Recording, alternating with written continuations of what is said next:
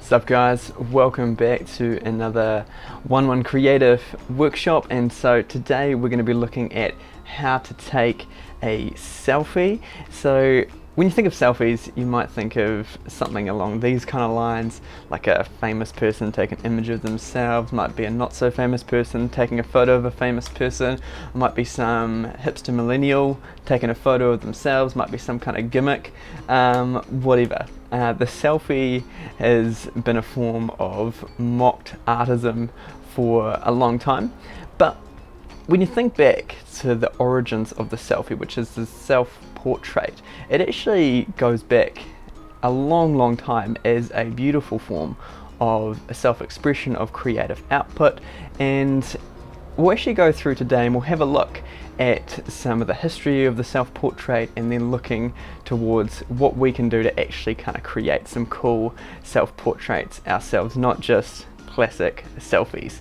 So let's just have a quick browse through some really cool creative minds from the past who have expressed themselves creatively through the self-portrait. So we've got this guy here, Jan van Eyck, who did this awesome self-portrait called The Portrait of the Man in a Red Turban, and this was back in 1443, so a long time ago. People started expressing themselves in this way. And if you go through, all the Renaissance painters did it. Raphael, 1517, you got Rembrandt, this painting here is from 1660. So all of these guys, who are pillars of modern art, did a self-portrait or multiple self-portraits. And you come through, Vincent van Gogh, he painted this one in 1889. We've got Frida Kahlo with her awesome monobrow, she painted this one in 1940, going all the way up to Picasso, who did thousands of paintings, many of which were self-portraits. This one here is 1971.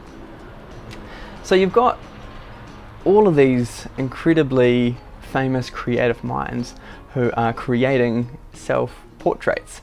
So there must be something to it that makes it meaningful as a form of creative expression.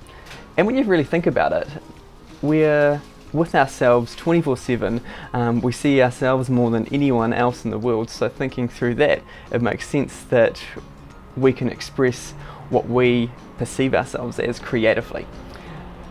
And so in that, there are so many ways that we can express ourselves in the self-portrait. So let's go through and have a look at a few techniques and some cool artists who have used them. First one up, we've got Vivian Mayer. Man, she was a master of using reflection and the mirror. You see these ones here using a shop window, using a guy carrying a mirror, which is a crazy shot. You've got this one using a double mirror, which was a bit of fun.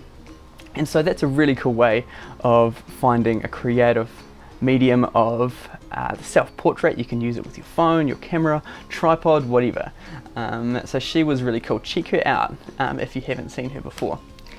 The next one was Andy Warhol, and Andy Warhol was a crazy pop artist who really hit his heyday in like the 70s and 80s, and he used grids and crazy colour heaps. So you kind of see this one, another grid with the same picture but different colours, again same picture, different colours for this one. So really cool way of expressing self-portraits is actually taking more than one image and putting them together in a grid, or using the same image in a grid.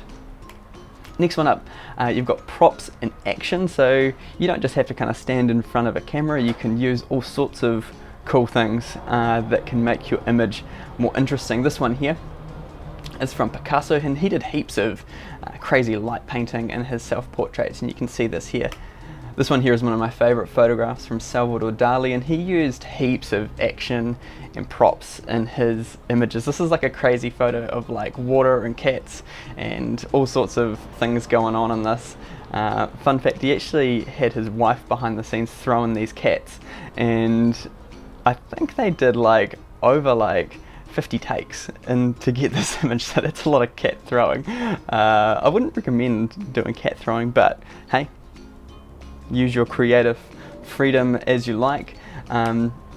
Another awesome way of expressing a self-portrait is through stealing and appropriation, and this is a time-honoured method of creative inspiration and expression is actually just finding a cool idea you like, stealing it, putting your own spin on it, and making something out of it. You've got this Dick Frizzell, a famous New Zealand painter, and he's just putting himself on a magazine cover, which I think is pretty cool. You got Rita Angus, another famous New Zealand artist, and she's actually depicting herself here as the Madonna, the Saint Mary, and it's quite a cool spin on something that a lot of people has seen and know about. You got this one. This is one I actually stole myself and took a photo of Petra. This is a Rodney Smith photo, who's an awesome creative guy. So I just ripped that off and took a photo of her. And so you can use all sorts of techniques for creative expression, and particularly with self-portrait. So don't just stick to these ones. Research yourself, have a look what's out there. These are just inspiration. And during the workshop, the live workshop we had, we went out and actually created some, and here's the one I created using obviously grids, multiple images, bit of movement in there, and that's just something that I totally ripped off and put my own spin on it. And so that was an awesome way. I quite enjoyed taking these photos, and so I think you guys will too, and so I'd really encourage you to get out there, take some selfies that are more than just what you might see in the media, because self-portraits are a really cool way of expressing creativity. So check it out, go research, look up some more artists, and go and create.